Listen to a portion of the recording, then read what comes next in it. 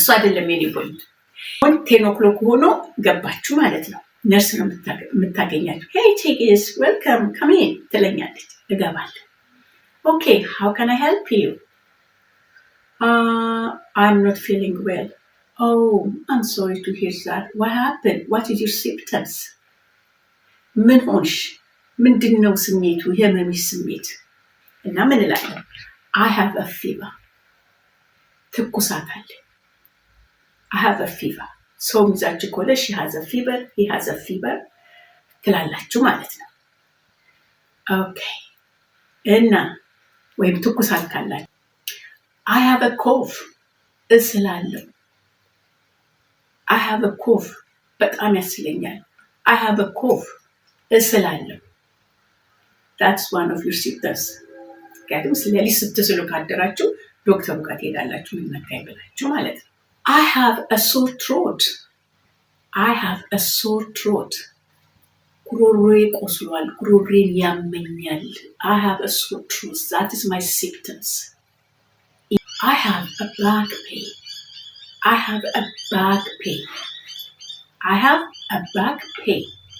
የጀርባ ህመም አለ። ጀርባዬን ያመኛል። ወገቤን ያመኛል ስንል I have a back pain. I have a toothache. Toothache ጥርሴን ያመኛል። ጥርሴን ያመኛል እንላለን ማለት ነው። I have a stomach ache. I have a stomach ache. ሆዴን አሞኛል። I have a cold. ጉንፋን ይዞኛል። By the way, cold ጉንፋን ይዞኛል ለምሳሌ cold someone ሲባል CALLED ነው። cold COLD ነው። ቀዝቃዛ give me cold water እና የጉንፋን cold አንድ አይነት ነው። This is English. I didn't make it up. እና I have a cold ትላላችሁ። ጉንፋን ይዞኛል ማለት ነው እንጂ ሆስፒታል ሄዳችሁ I have a cold በርዶኛል ማለት አይደለም። ኦኬ እሺ It hurts here. It hurts here. ይሄ ደግሞ ምንድነው የምትሉት? በሽታውን በትክክል ስሙን ካላወቃችሁ ሲምፕተምሱም አንዳንዴ የሆነ ነገር ዝም ብሎ ድብልቅልቅ ያለ መታመም አለ። እሱን ደግሞ የግድ ስሙን ማወቅ የለባችሁም። ለዶክተሯ it hurts here እዚህ ጋር የሆነ ነገር ይሰማኛል። it hurts here. It hurts here. It hurts here. It hurts here. It hurts here.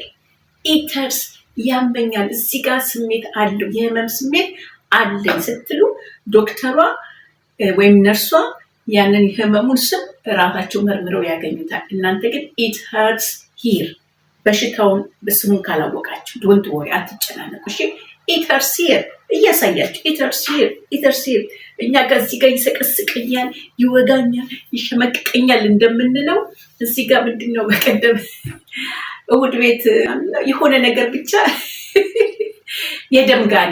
የደም ጋኔን እዚህ ጋር ምንድነው የደም ጋኔን እዚህ ጋር ያመኛል ብላ ለዶክተሩ ስነግር እንኳን ዶክተሩ እኔ ራሴ በሳቅ ነው የሞትኩት። በእንግሊዘኛ ግን ይሄ አያስቅም። ምክንያቱም ያ ሰው መማር የለበትም የህመሞቹን ስም ሲመጣ በቃ እሷ የደም ጋኔን ስትል the doctor will going to understand. Her doctor are going to understand. That's their job. That is their trend. Okay. Anyway, እንደሱ ሲሆንባችሁ በእንግሊዘኛም ይቻላል። ግን ምንድነው የምትሉት? it hurts. የደም ጋኔን አትበሉ። it hurts here. It hurts here. እና ሊያ የደም ጋኔ ብላ እንደናት ሆና ሄዳ የደም ጋኔን ያለችው እዚህ ጋር ነው። እና እንደ ሊያ የደም ጋኔንን ባትሉ በእንግሊዘኛ it hurts here ትላላችሁ ማለት ነው። easy.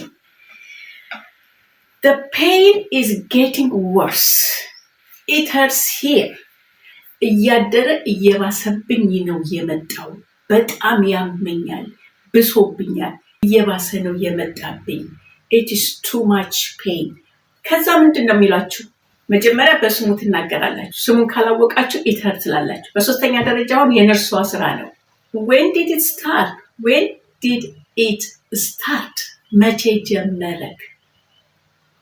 It started today, the whole week, a month ago, yesterday, last night, yesterday morning ብላችሁ ትላላችሁ።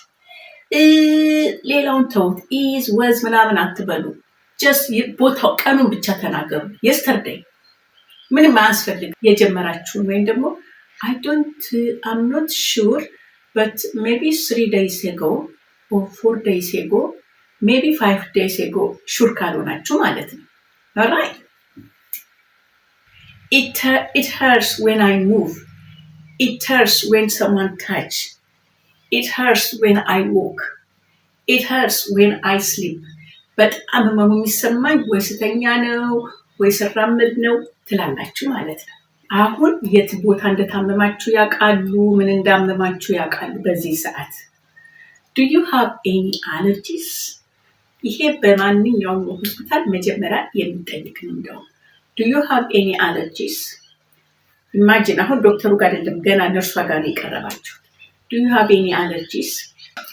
አለርጂ በአማርኛም እኔ እንግዲህ ካወቃችሁት ንገሩኝ። እኔ ግን በዲክሽነሪ ላይ ጉግል ላይ ዲክሽነሪ አድርጌው አለርጂክ ኢን አምሃሪክ መልሶ በአማርኛ አለርጂክ ብሎ ጽፎ ሰጠኝ። ስለዚህ አለርጂክም በአለርጂክ ይውሰደው። አለርጂክን የማታውቁ ሰዎች ያላችሁ አይመስለኝም። ለምሳሌ አንዳንድ ሰው ሽቶ ሲቀባ ፊቱ ሽፍ ይላል። አንዳንድ ሰው ፓናዶል ሲውጥ ሌላ ነገር ያመዋል። አንዳንድ ጊዜ እንዳውም ብዙ ጊዜ ይሄ ናት ምናምን የሚበሉት በቾሎኒ ምናምን ይሁን ናቶችን አንዳንድ ሰው ሲበላ ጉሮሮ ተዘግቶ ለሞት የሚያደርሰው አለ። እና አለርጂ የሆነ ነገር ስንወስድ ለሰውነታችን አለመስማማትን የሚፈጥር ለሰውነታችን የማይስማማን ነገር ነው ማለት ነው። እና በጣም ወሳኝ ነው። ይሄ አለርጂን ማወቅ በጣም ወሳኝ ነው።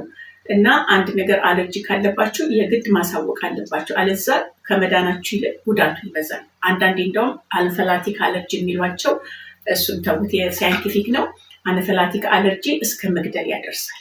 ስለዚህ አለርጂ ያንድ ሰው አለርጂክ ያለበትን ማወቅ ያስፈልጋል።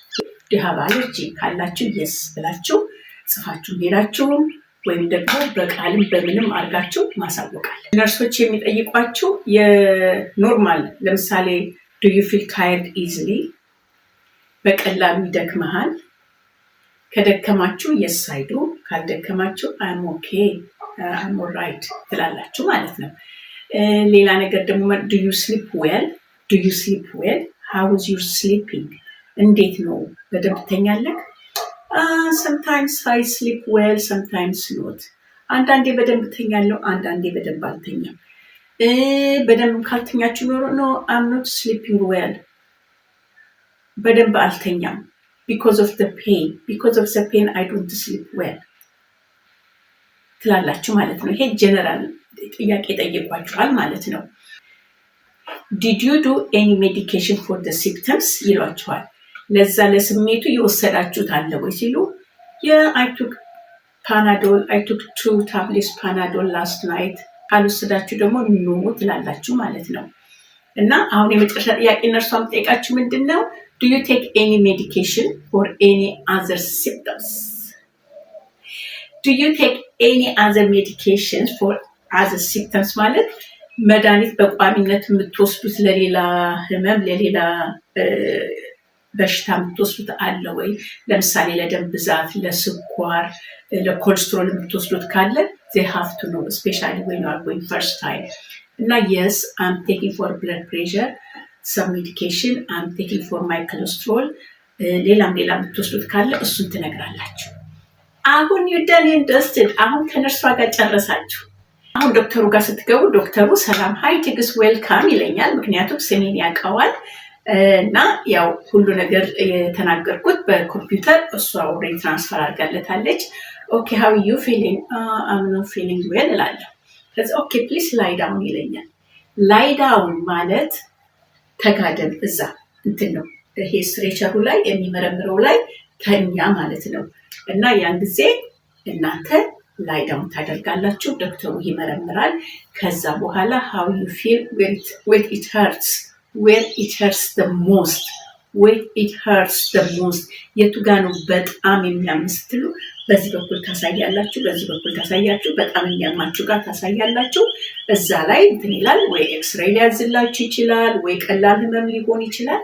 ከዛ ፕሊስ ካም ዳውን ይላችኋል። ካም ዳውን ማለት ከወንቱ ላይ ውረዱ ማለት ነው። ሀበ ሴት ቁጭ በል እንደገና ቁጭ ትላላችሁ። ምንድን ነው የሚሰጣችሁ? ወይ የብለድ ቴስት ወረቀት ይሰጣችኋል ወይ ደግሞ ቀላል ከሆነ ፐርስክሪፕሽን ይሰጣችኋል ማለት ነው። እና ዋናው ነገር ይሄንን ነው የምትሉት። በዚህ ሁኔታ በቀላሉ እንግሊዘኛ 100% ሳንችል ኮሚኒኬት አድርገን ከዶክተሩ ጋር እንነጋገራለን። እና ለዛሬ ትምህርት አድርጌን ያመጣሁላችሁ። በቀጣዩ ደግሞ እስከምንገናኝ በሌላ ሴክሽን ደግሞ እንዴት ኮሚኒኬት እንደምታደርጉ ሌላ ቦታ ሄዳችሁ እሱ ደግሞ በሚቀጥለው አመጣላችኋለሁ። ኦልራይት ውድ የተከበራችሁ የፕሮግራም ተከታታዮች ለዛሬ እዚህ ላይ እናበቃለን። በሚቀጥለው በተመሳሳይ ፕሮግራም እስከምንገናኝ ሁላችሁም ሰብስክራይብ ያላደረጋችሁ ላይክ ማታደርጉ ላይክ አድርጉ፣ ለጓደኞቻችሁም ሼር አድርጉ። Together we are stronger. Have a nice day.